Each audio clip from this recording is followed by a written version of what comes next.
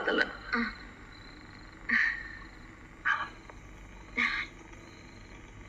நான் எழுதும் கடிதம் கடிதம் இல்ல கடிதமே இருக்கட்டும். படி.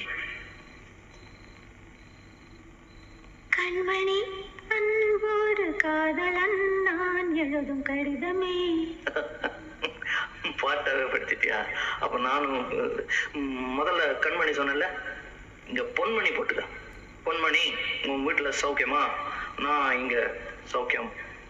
பொன்மணி, உன் வீட்டில் சௌக்கியமா? நான் இங்கு சௌக்கியமே. உன்னை நினைச்சு பார்க்கும்போது கவிதை மனசுல அருவி மாதிரி கொட்டுது. ஆனா அதை எழுதணும்னு உட்காந்தா அந்த எழுத்துதான் வார்த்தை. உன்னை